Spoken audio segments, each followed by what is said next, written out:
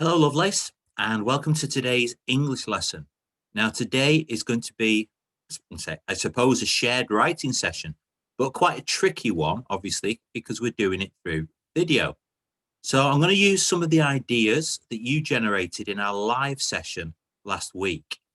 So you'll recognize some of them, some of the things I've tweaked and played around with, but you'll understand how we've used some of our ideas from last week to start to rebuild, restructure the story of Beowulf, but using our own ideas. Okay, so a similar plot, but very, very different details and features to the story. Okay, so our question today is, can I use the shared box up to write the next part of a story? We're going to start, though, with a little bit of language work. Now, I'm going to show you a passage in a moment, and I want to see if you can find different types of figurative language. You'll remember last week that we looked at some of the different types of language we can use to make our writing more descriptive, more impacting. Okay, so as we work our way through, you can pause the video, and then I want you to copy out examples of each type of figurative language. Okay, so I'll go through the different types. I'll explain what each one means. And then I want you to find an example of it in the text and copy it down. Make sure you match it to each of the different types. Okay, so the first one we've got is hyperbole. We mentioned this one last week. Hyperbole is when things are massively exaggerated. So we don't take it literally.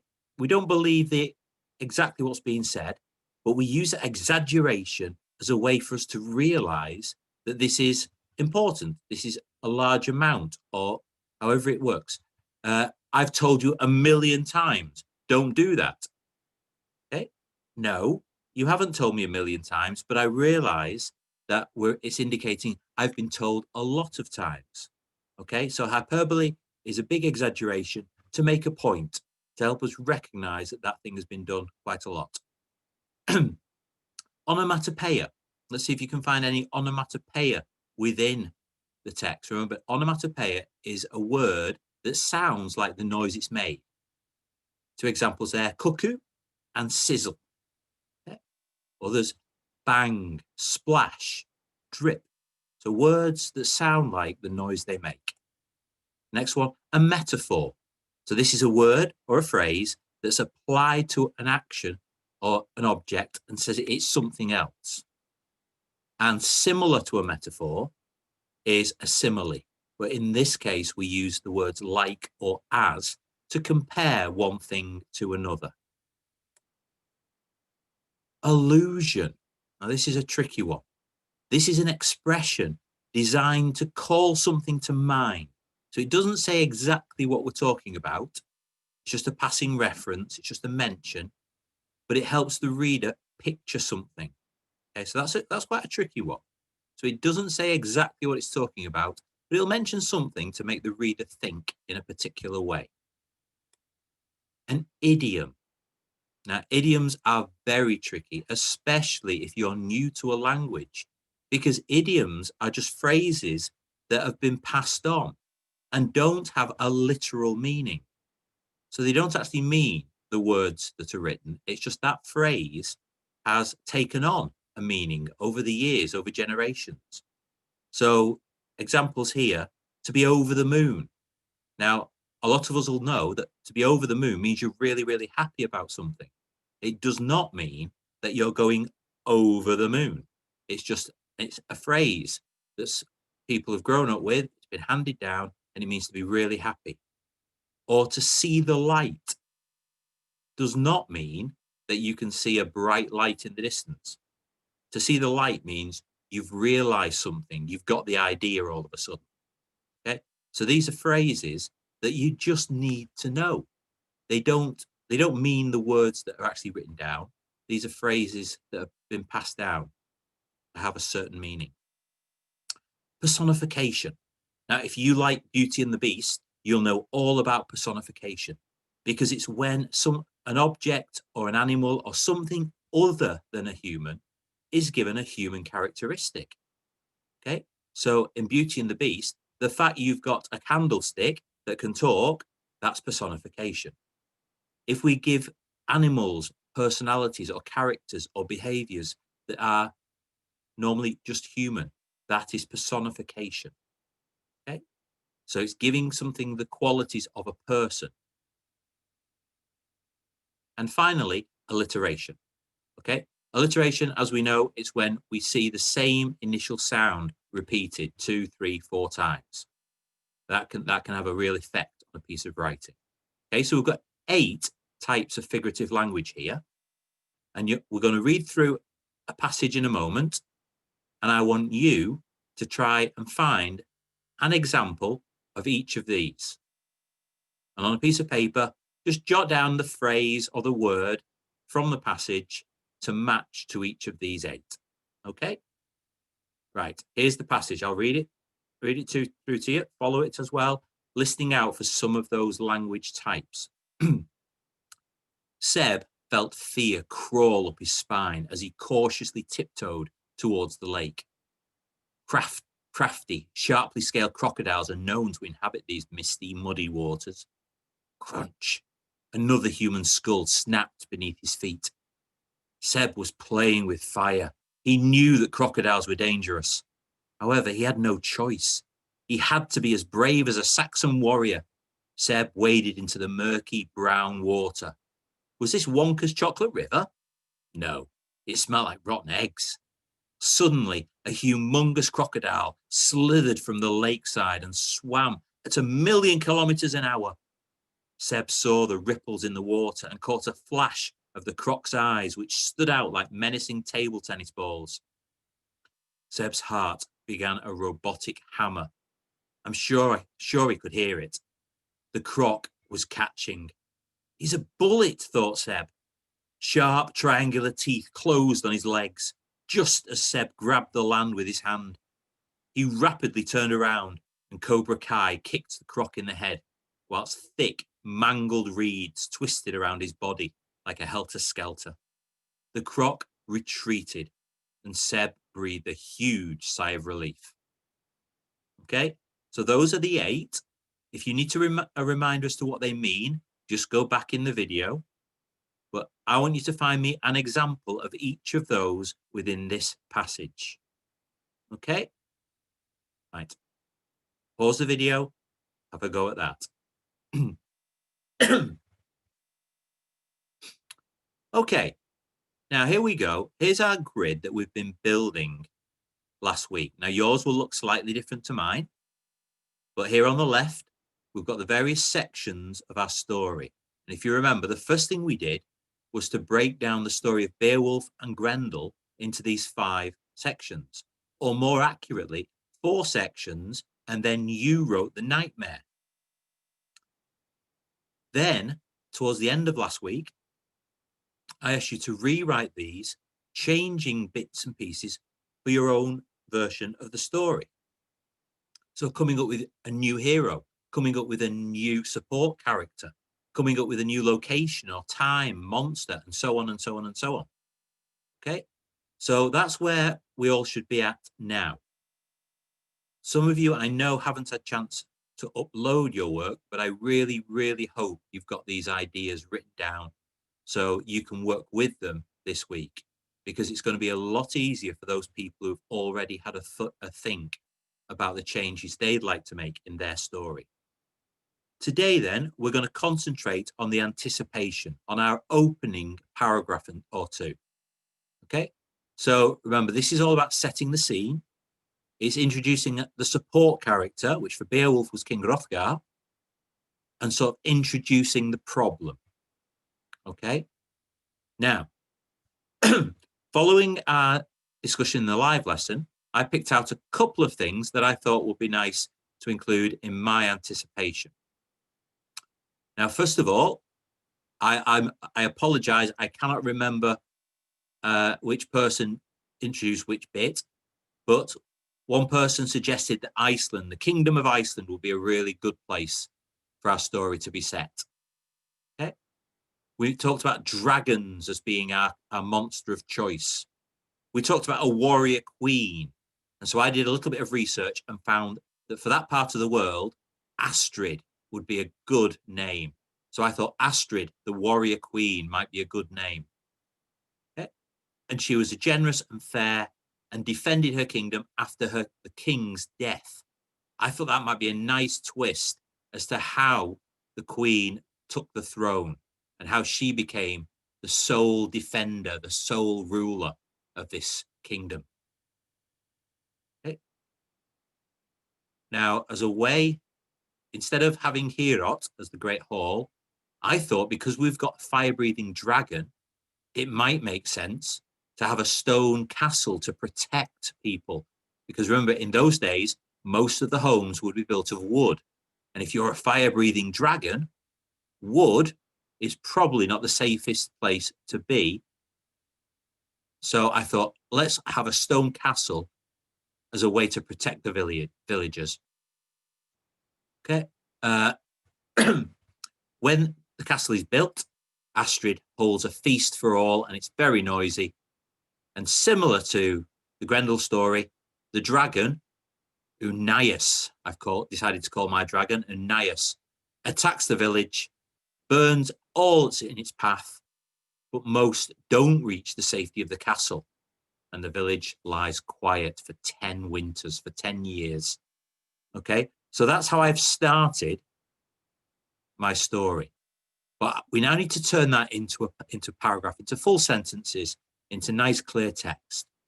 So I'm going to use a technique called magpieing. You might have heard it. It basically means borrowing phrases from other people, changing them, adding your own, tweaking them, twisting them, but ultimately always having something there to sort of just to reference, to look at. So here is the 2 pieces of information I'm going to need to start my story. What I've got at the top is the box from the previous page. Okay, so the bullet points, the ideas, some of the names and things like that. And what I've got on the right here is our original Beowulf text. And I'm going to use this partly to magpie from. So if there's little phrases in here that I particularly like, I could borrow them, or I could just tweak them and change them a little bit.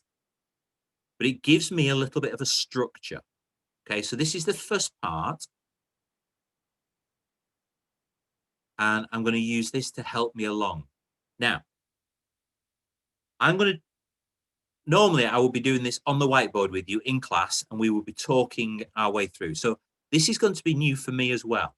What I'm going to do is I'm going to come out of the slideshow just for a moment, and I'm going to maximize that screen, and this will allow me to type whilst talking to you. Okay, so this is how we're going to do it. Normally I would handwrite it on the board. So bear with me. My typing isn't brilliant. I'm going to make a few mistakes along the way, I'm sure.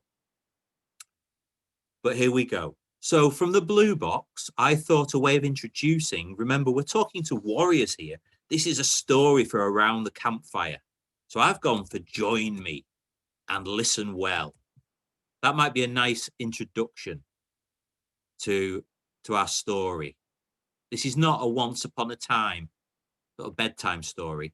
This is a powerful legend, a powerful story to tell to warriors. So join me and listen well.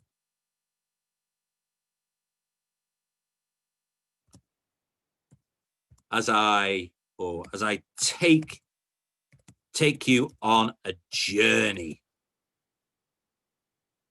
to times gone by.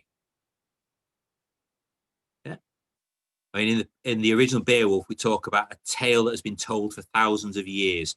So we want to get that idea of it's an old story. It's been told for generations.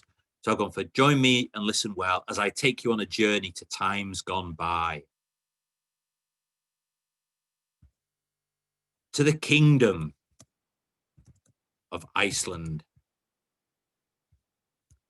and to a time of dragons. Oh, and already my typing is letting me down. There we go. So join me and listen well as I take you on a journey to times gone by, to the kingdom of Iceland and to a time of dragons.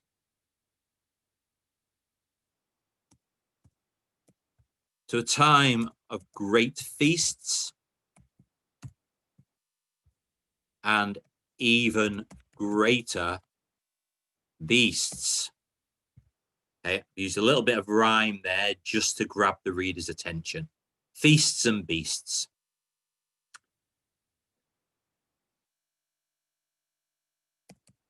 This is a wild place.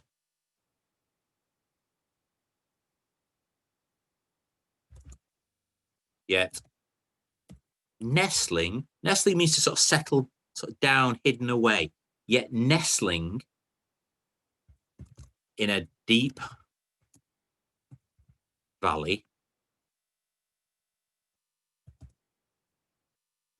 next to a, or it needs to be next to a river. What's called a river could it be? Next to a rushing river. We've got some alliteration there. I'm not sure about rushing. I'll have a think about that one. Okay, so regularly just rereading the sentences, seeing if we're happy. So this is a wild place, yet nestling in a deep valley next to a rushing river was the village of Arborg. And again, I actually did a little bit of research and found that Arborg, and I'm not sure about the pronunciation, but Arborg is actually a village or a town in Iceland. So it's an Icelandic word. So I thought that might be an appropriate village name. So sometimes a little bit of research can give a certain amount of reality to your stories. So this is a wild place, yet nestling in a deep valley next to a rushing river was the village of Arborg.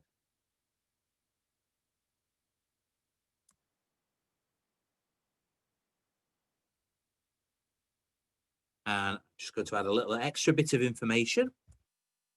A peaceful retreat for many weary traveler. So this gives us an idea as a reader that this is a place that's welcoming of people passing by. This is not a closed village. This is not somewhere that pushes people away. It's a warm and welcoming place. Okay, so it might be set in a wild environment of Iceland, but the village itself is a peaceful retreat. Okay, hidden well from most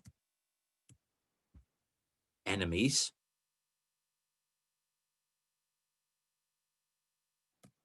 the village had lived in peace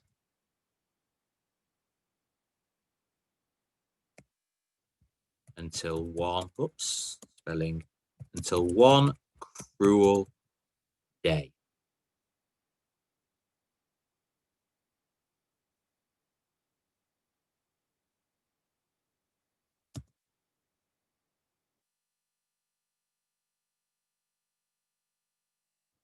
Not 3 winters ago. Remember, we talked about number of winters being how many years. Often that was, say, a phrase used back then to refer to a year, how many winters they had suffered, how many winters they got through. So not 3 winters ago, the village of Arborg suffered a vicious attack from a ferocious sky terror. So I'm looking for different words all the way through my story, different ways to describe our dragon. Because if we keep saying dragon, dragon, dragon, dragon, our readers are going to get pretty bored pretty quickly. So not 3 winters ago, the village of Arborg suffered a vicious attack from a ferocious sky terror. The dragon. Unias.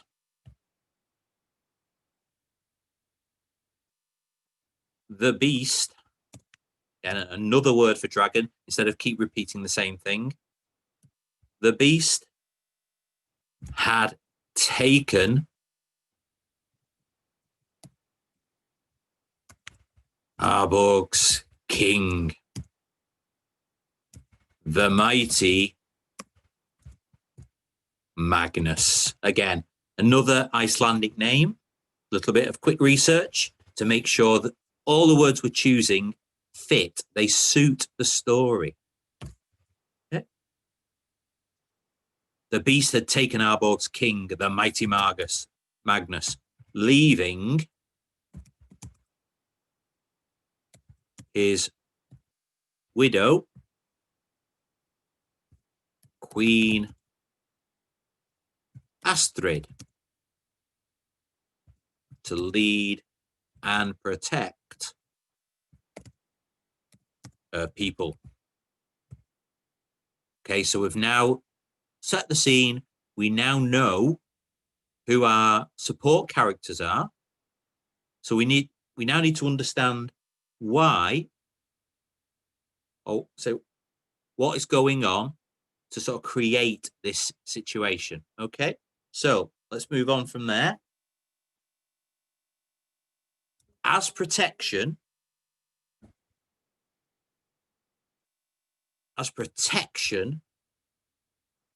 from the mighty Unias, Queen Astrid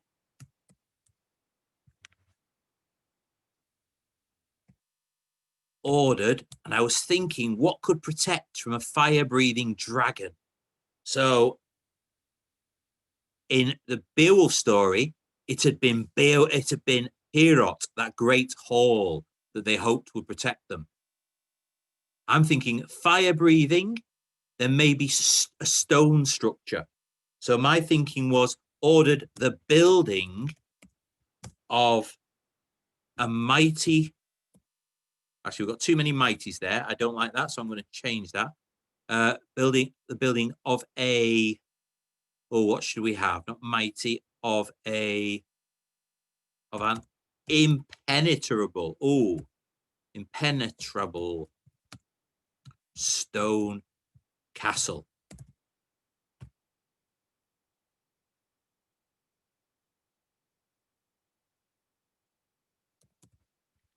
The thick walls would be a shelter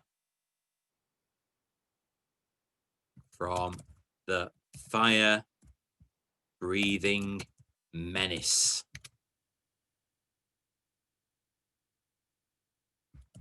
Once complete, and this is, I'm sort of moving over to the Beowulf story now and sort of magpieing some of the ideas from there. Once complete, Queen Astrid and the villagers feasted and rejoiced. But outside, Unias was listening. Okay, so there is the introduction, the anticipation part of our story. Okay. I'd like you to have a go. So if you've not done so already, make sure you've got all sections of your story planned out. Okay. And then I'd like you to have a go at the next part of this story. Okay. Thinking about the dream. So thinking about your hero approaching Árborg. We're all going to have a go with the same one for now. So I go back to the dream. So the people who joined in the discussion, someone suggested that their hero was going to be a warrior called Alice. Okay, so in the dream section, word spreads, crossing wide oceans. Many hear stories, but are fearful. Alice, wanting to prove her courage, decides to stop it, and she sails to Iceland. She takes her father's armor, sword, and wooden shield. She finds the queen sobbing in the castle, and she swears to defeat Unias. The queen's unsure, but she offers her food and a bed for the weary traveller. Okay, and then moving to the first sign of the battle. How are you going to write this? So it's these two you're going to write up for me: the dream and the frustration. The first flickering signs of day, and Alice heads out on her quest. She crosses the hard, rocky terrain, which tears at her shoes. Alice spies a distant mountain and a cave carved into the side. Bravely, she edges towards the entrance. Alice calls out the dragon. Unias, savage beast of nightmares, I'm here to end your torment. Show yourself. And she repeats, show yourself 3 times. A torrent of flames rips through the cave. Oops. Alice crouches behind her father's shield and the wood begins to burn, and she throws it away. Unias appears and Alice thrusts her sword into the side of the dragon. There's a cry of pain and it thrashes around trying to dislodge the sword. Okay, so those are the notes for the dream and the frustration, and I would like you to turn those two, just those two, into a full series of paragraphs. Okay, so extend those two. That is your work for today. Okay, so I've got the anticipation done, and you're going to follow it on with the dream and the frustration based on this information. Okay, I hope that is clear. So that's the end of today. Take care of yourself, take care of each other, and I will see you soon.